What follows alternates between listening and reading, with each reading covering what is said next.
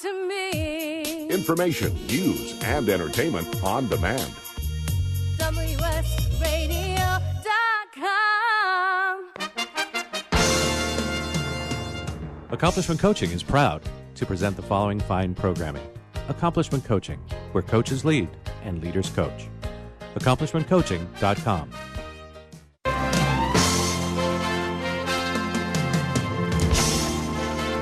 Welcome to the Wealth Building Hour.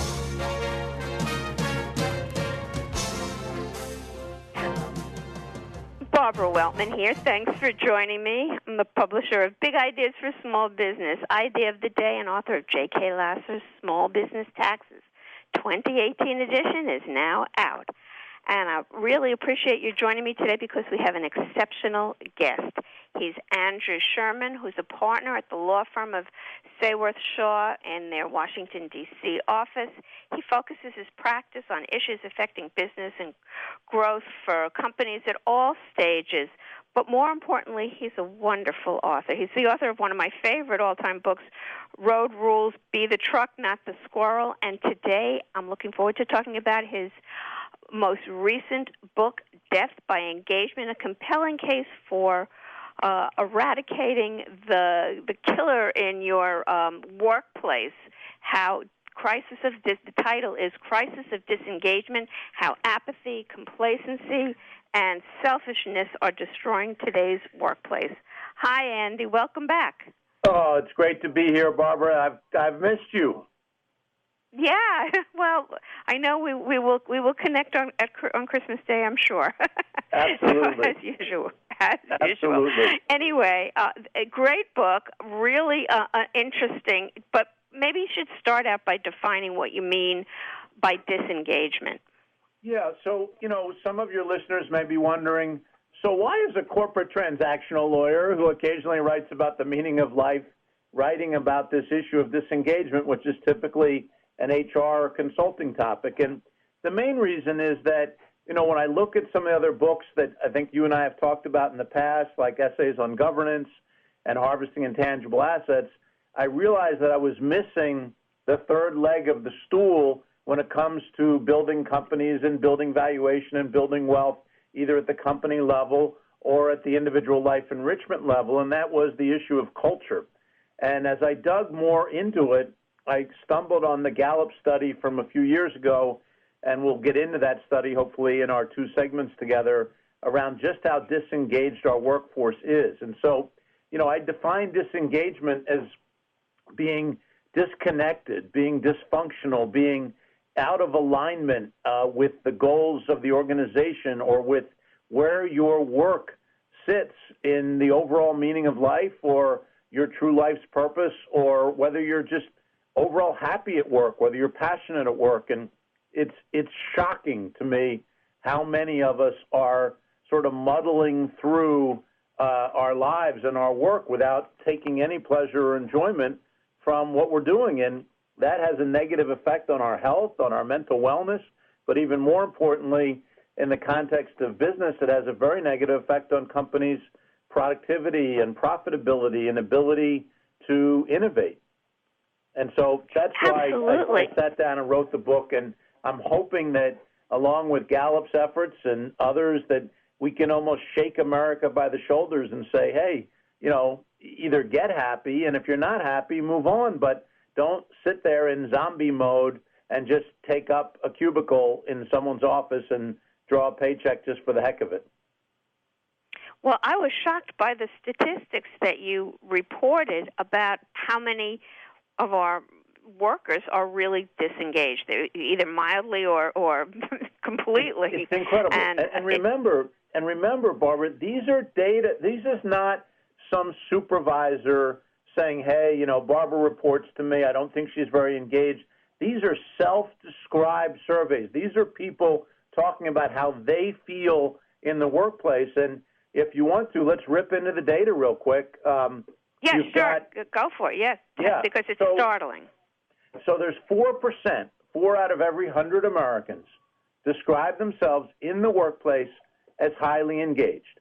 And we all know who they are. They're the superstars. They're the rock bed of the organization. They're the mentors and coaches, and the people who are just, always in good spirits and always trying to help and always going the extra mile. So that's 4 out of 100. Then we have 26% who are engaged. Now, these are folks that every once in a while will do something special. They're not disengaged, but they're not highly engaged. And, they're your classic B student. They're not going to turn in the best paper, but they're not a C or a D. We then go to the lion's share of our workforce. 51% describe themselves as disengaged, not engaged at all, classic C- students, that are workers that really don't feel any connection. They're just, they're almost apathetic about their work, their job. They're the classic people that aren't smiling, aren't productive, are leaving at 4:59, already on the way to the parking lot. That's half our workforce.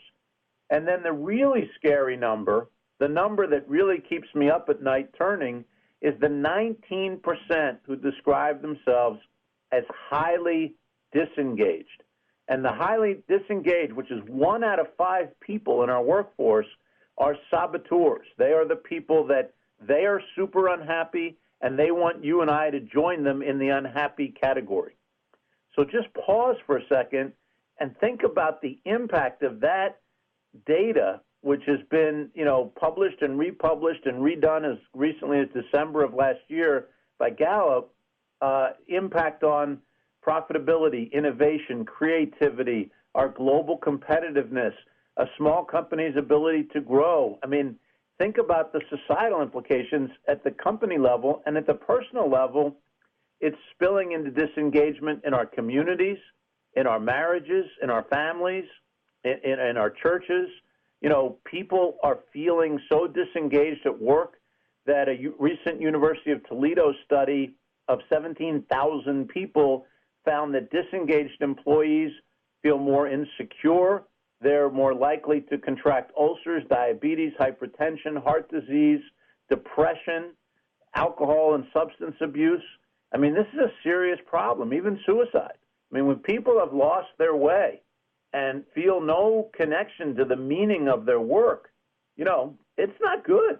And the consequences to our country are significant. And yet nobody's talking about it except you and I. It's just kind of amazing. And also what I found startling was that this is something that really wasn't that present a dozen years ago. The numbers were not as bad as they are now. That the trend is alarming, that everything is, that the disengagement is growing. Why do you think that is? I think that people have lost touch with what it means to be happy in the workplace. I think there's a baby boomer millennial issue going on here. I think that people are more protective of their turf as they fear that they're not ready for retirement. I think that millennials are defining meaningfulness in the workplace differently than your and my generation. I think there's a lot of causes. I also think that we've created, particularly in the United States, a very, very high level of expectation as to what people want from their workplace. And, that's disturbing too. If you travel around the world, you go to many countries, people are living a very different standard of life than we are. Our standard of life is much higher, and yet now that we have what we want more, to quote a Bob Marley lyric. And certain jobs, certain companies, there's only so much they can deliver by way of compensation, by way of bonuses, by way of advancement. And, we also have the impact of, horrific traffic in most major markets, a rise in telecommuting, which affects the core culture of the company.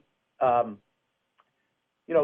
a lot of variables going on. I think that we've got to get this resolved if we're going to stay competitive on a global basis. Well, you make some excellent points, and I one of the things that you mentioned in the book was that you think the educational system here is not teaching the right things. They're teaching skills that are easily learned by yourself or use machines, and they're not teaching soft skills. Maybe you want to talk a little bit about that? Sure. I mean, one of the things, I'll give you an example. I've been teaching now for 10 years at We're Georgetown. coming up. We're at a break, so we're going to take a break now. Sure. We'll pick up our conversation. When we come back, we're talking with Andrew Sherman. Don't go away. We'll be right back.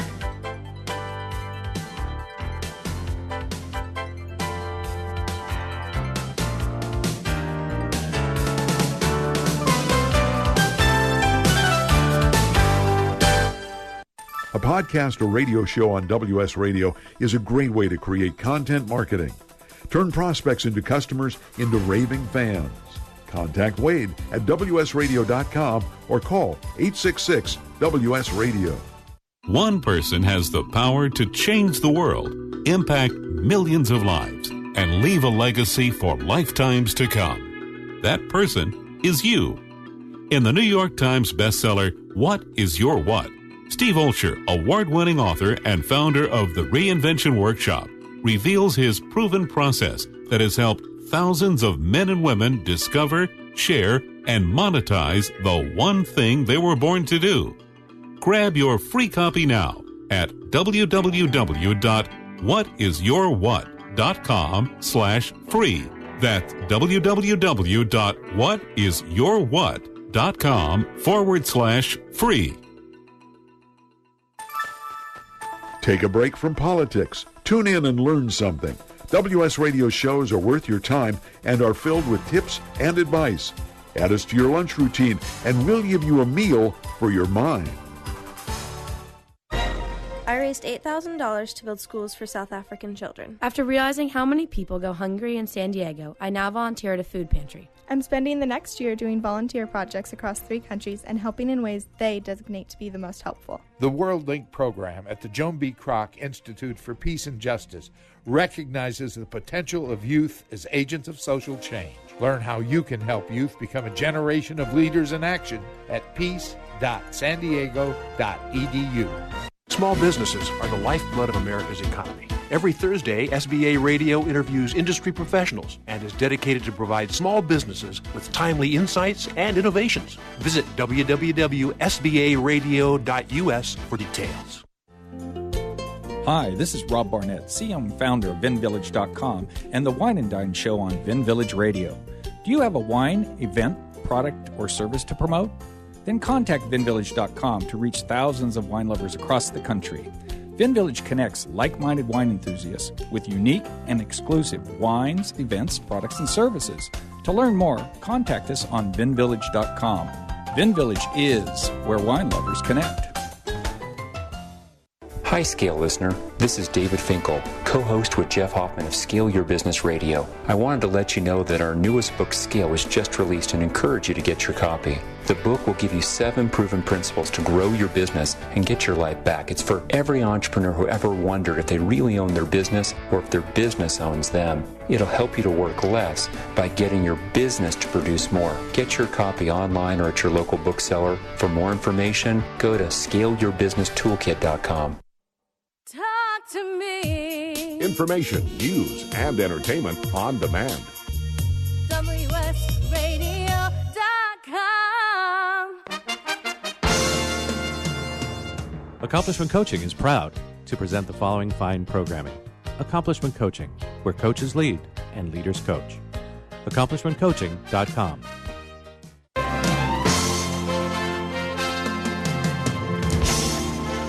Welcome back to the Wealth Building Hour. Thanks for staying with me, Barbara Weltman. You can find out more about the resources I offer for small business at barbaraweltman.com. Joining me once again is Andrew Sherman. He's the author of a really terrific book, Crisis of Disengagement, How Apathy, Complacency, and Selfishness Are Destroying Today's Workplace.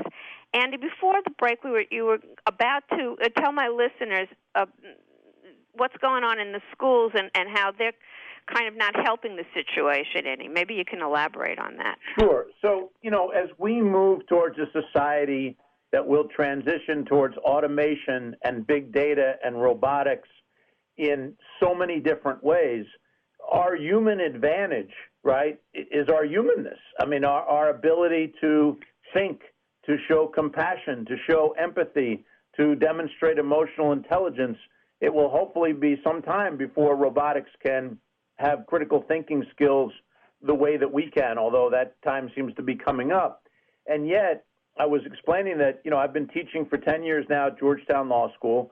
I've been teaching for over 30 years at University of Maryland in the MBA program, and we're not teaching enough of the soft skills. We're teaching areas, even down to our middle schools and our high schools, where computers can outthink us and outsmart us instead of teaching some of the more human skills that are needed to create a dynamic workplace and a more engaged workplace. And so while I don't think that that's the complete solution, I think it's part of the solution. And that education has to continue. There's a lot of talk lately about retooling career mapping, retooling training and education, retooling coaching and mentoring, and specialized boot camps in order to really try and bridge this disengagement gap.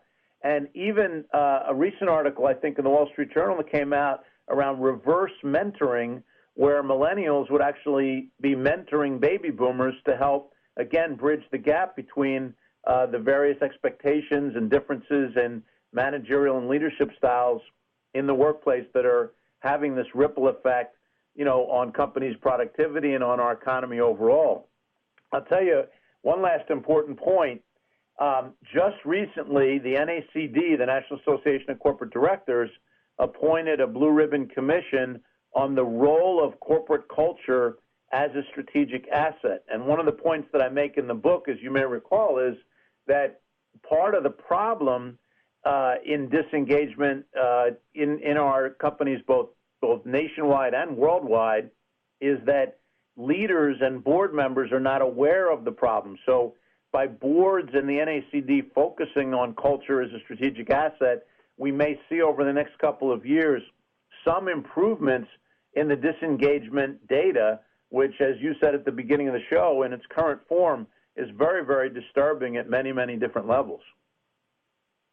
Oh, absolutely. I mean, we could run through the list, which you do in the book, from going from productivity, turnover, absenteeism, and there's just the list goes on, all of the costly results just in the workplace from disengagement. And then you point out it carries over into society in general. And another thing that you pointed out was that perhaps because of this, there's this move to go solo, which we see this in the gig economy with the growth of the gig economy, where so much of the workforce is now independent.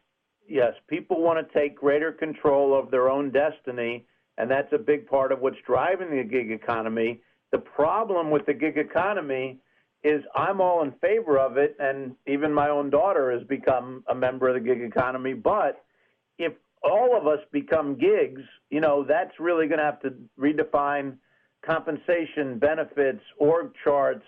How does a leader of a company create a culture around 40, 50, 60% of its workforce being free agent nation members and not full-time employees? What does it do to things like succession planning and mentoring and leadership if no one's committed? It would be like having an entire society where there's no marriage whatsoever. And people, they feel some degree of loyalty or fidelity, but not a lot because they've not taken the marriage vow. So I think there's a lot of future of the workplace kind of issues here.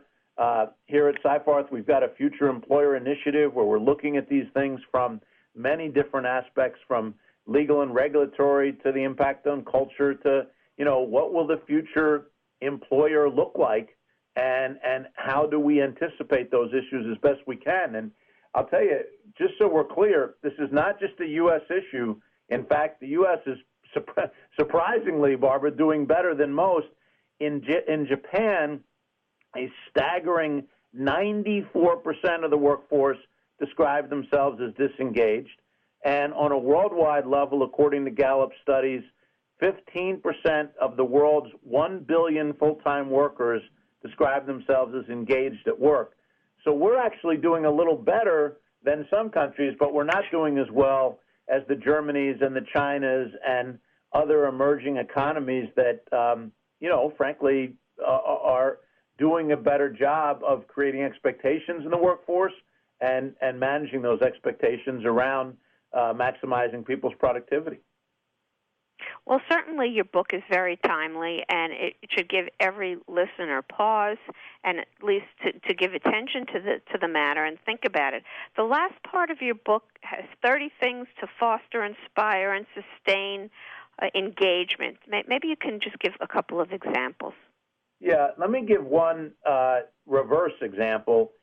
Many employers, many small businesses, many entrepreneurs think, people who, companies who have a disengagement issue, we're going to get a ping pong table and do free bagel Fridays. And, that's just a very 1980s, 90s type solution. Free sodas is not going to turn people's meaning of life around. We need to get more creative. Many people are looking for coaching and mentoring. They want to be aligned with clear and articulated values. They want the leaders of their company to walk the talk when it comes to living those values. I mean, look at this huge outbreak of sexual harassment claims that we have against leaders and celebrities and actors and TV hosts. I mean, it's terrible. No one wants to be a part of a workplace that's led by someone that can't even respect the most fundamental components of one's gender or race or religious beliefs.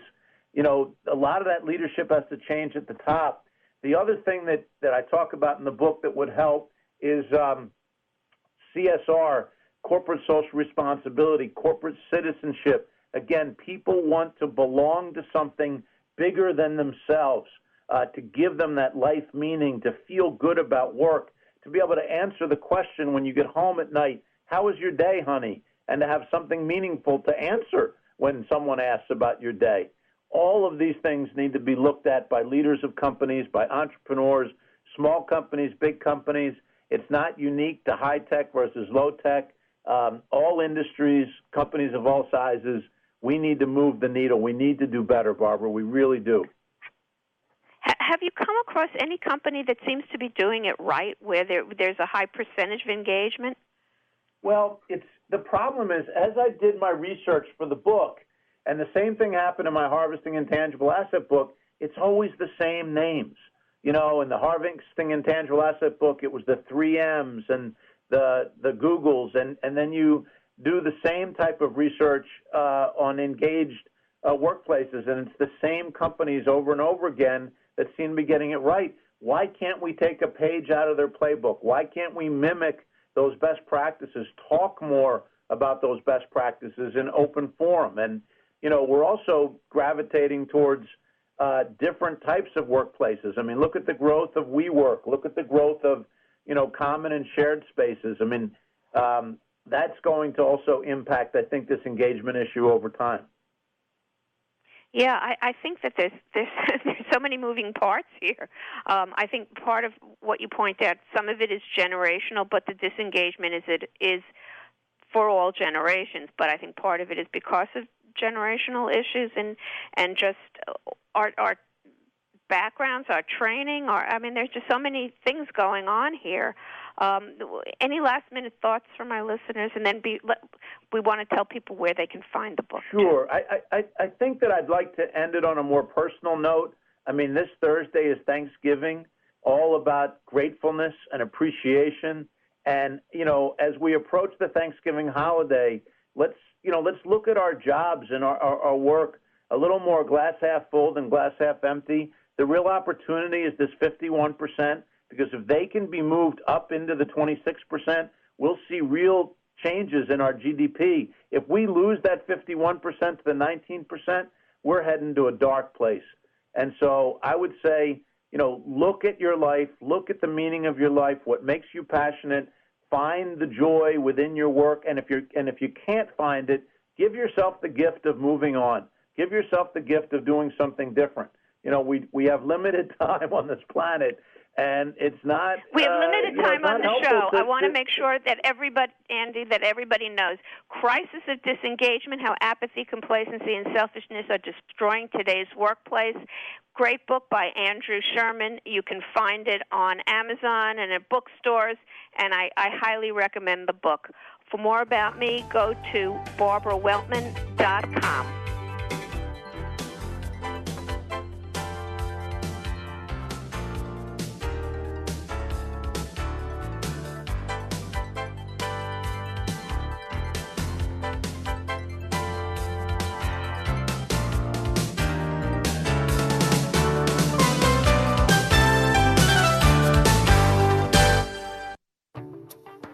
Nowadays, internet devices are an integral part of your home. Everyone in your family has a smartphone, tablet, or a computer. Life is easier knowing that all your devices are secured and your family can surf the internet carefree. ESET Multi-Device Security Pack does just that. One license for all your devices. With ESET, it's simple to stay protected and save money. Enjoy safer technology with ESET Multi-Device Security Pack at ESET.com. That's ESET.com. Take a break from politics. Tune in and learn something. WS Radio shows are worth your time and are filled with tips and advice. Add us to your lunch routine, and we'll give you a meal for your mind. Tired of presentations with no impact, no inspiration, and no traction? Do dull speakers have you and your team disengaged and distracted by smartphones? Christopher McAuliffe brings energy, insights, and 2 decades of experience, delivered with punch, humor, and heart. Your team will leave energized, uplifted, and with a sense of purpose. Visit ChristopherMcAuliffe.com to bring some heat to your next speaking engagement. McAuliffe. ChristopherMcAuliffe.com. This is Bill Gruber with BizVid Communications, a Southern California video production leader. We've been honored to sponsor, produce, write, and host many of the fine programs on WS Radio over the years. So we understand how important the internet and your website exposure are. As video producers, we know the tricks and secrets to incorporate video to increase your search engine optimization and business success. Visit BizVidCommunications.com to see what we can do for you. BIZVID Communications.com. Do you want to be a professional coach? Are you in business trying to make a real difference with people you manage or work with? Have you started a coaching practice that isn't quite getting off the ground? Get the skills you need to be a successful coach today with the Coaches Training Program from Accomplishment Coaching. The Coaches Training Program will show you how to help others focus and be more fulfilled. Whether you want to improve your company's bottom line or create a thriving coaching practice, Accomplishment Coaching can give you the distinctions and practices you need to coach others effectively today. Accomplishment Coaching has spent 6 years developing a cutting-edge coaches training program that will have you ready to coach people professionally in just 12 months, and you don't have to take time off work to do it. To find out more about the Coaches Training Program, just call 1-888-548-6813. That's 1-888-548-6813. Hi, this is Rob Barnett, VinVillage.com, where wine lovers connect. Be sure to tune in weekly to Vin Village Radio for exclusive, in-depth interviews with the who's who in wine and food.